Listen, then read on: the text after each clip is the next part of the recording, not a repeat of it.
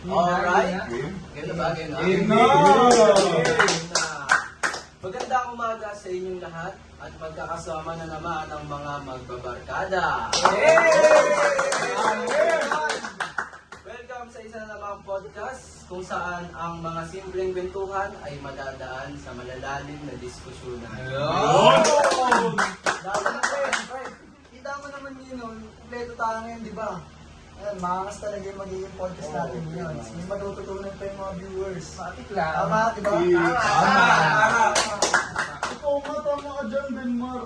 Kung mas marami tayong matututunan talaga. Oo, pre, mas marami talaga, tayong marami. opinion, mas marami tayong insight sa mga bagay na mapag-uusapan natin. Oo, tama yun. Kaya sa inyo mga nanonood sa amin, mga viewers, tandaan nyo, maghanda kayo ng pangmerienda at inumin nyo. Kasi may pag-uusapan kaming malalalim na usapin. Kape dapat. Tayo, Kaya, huwag na natin patagalin to. Ako si Kurt, kasama ang buong tropa. At ito ang 8 Ball Podcast!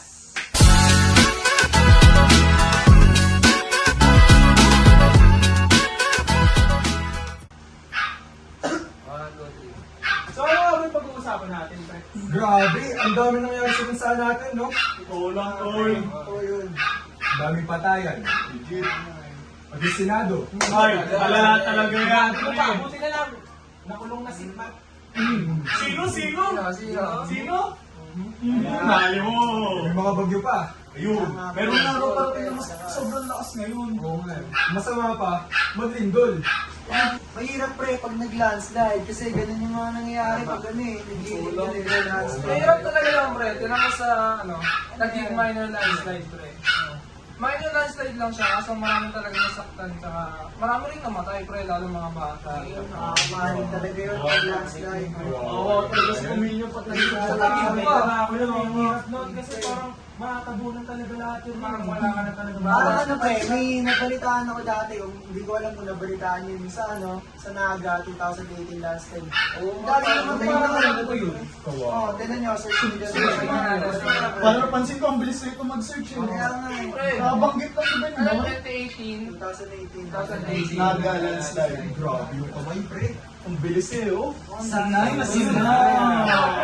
May news pala. Yun. Panoorin natin. Play natin. Go.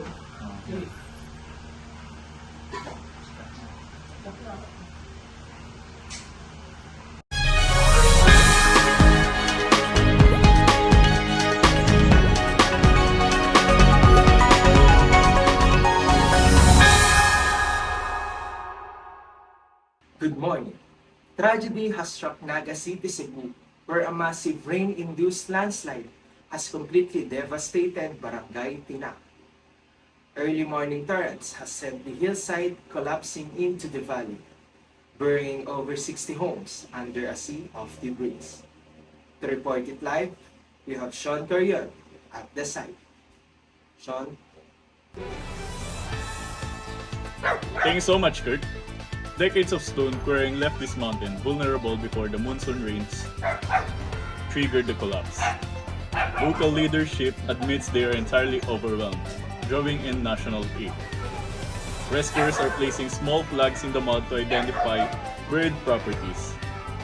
But relentless, the rain is forcing operations to halt repeatedly to ensure the safety of the recovery teams. Following a personal visit to the disaster zone, President Rodrigo Duterte has ordered a nationwide 15-day freeze on all quarrying operations. Critics allegedly that visible cracks in the mountain side were ignored by safety monitors, prompting the DENR to launch an immediate investigation into local mining practices.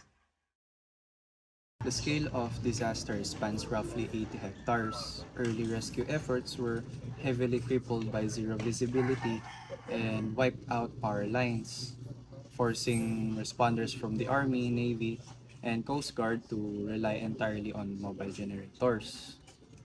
Because the terrain remained deeply unstable, teams have had to dig practically by hand.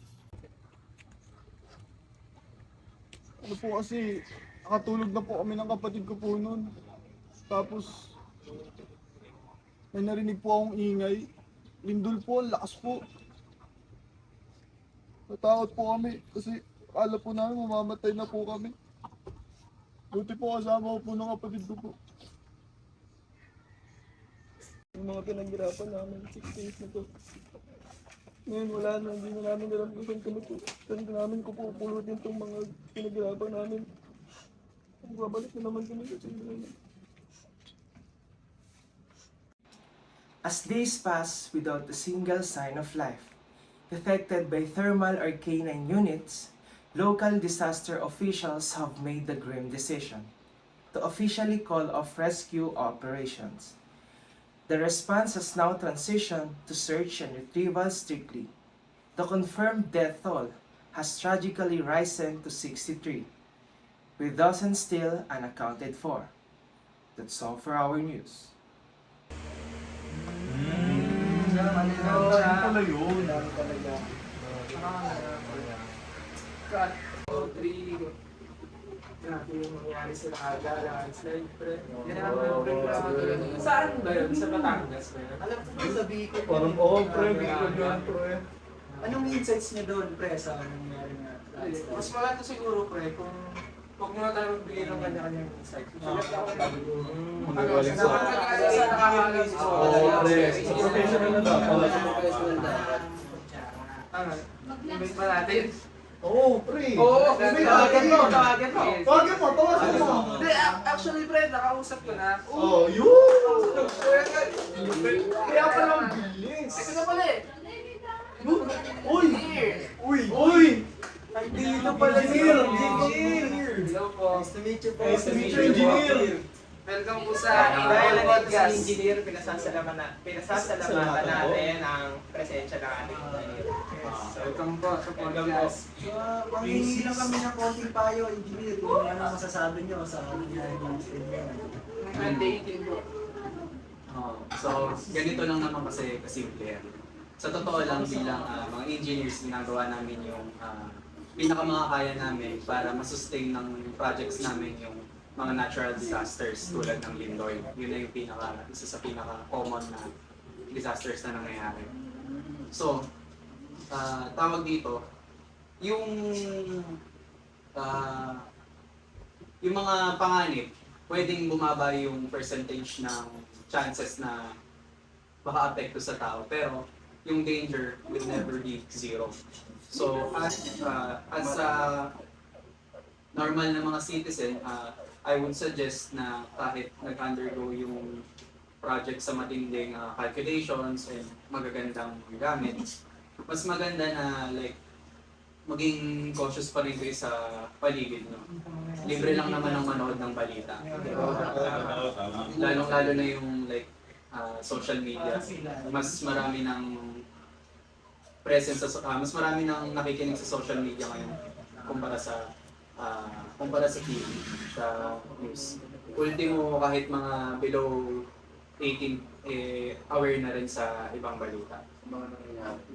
Tsaka pagka nag-warning yung, let's say yung barangay nyo, makikinig agad kayo.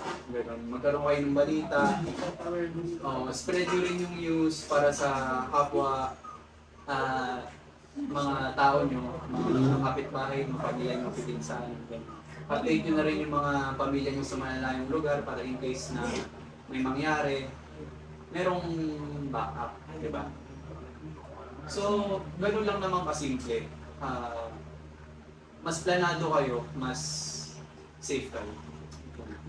So, yun nga, narinig nga natin yung insights sa ating engineer. So, kayo ba, may mga ano bang mga insight nyo sa nangyari, gano'n?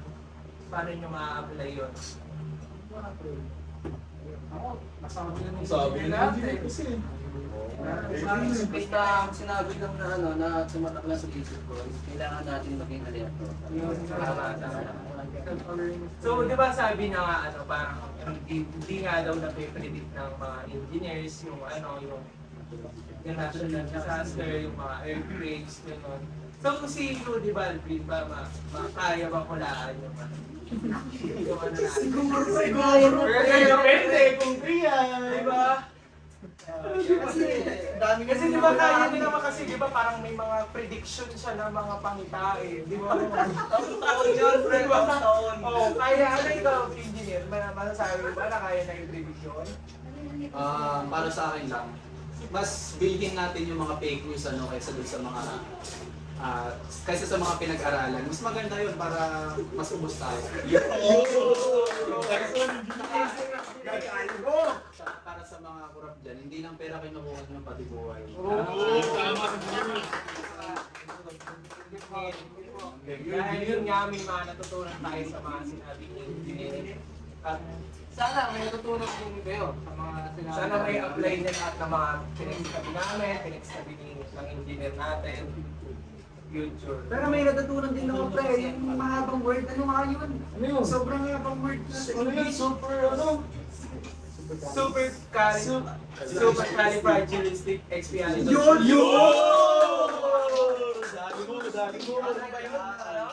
Ano yung engineer? Ano yun? Ito yun.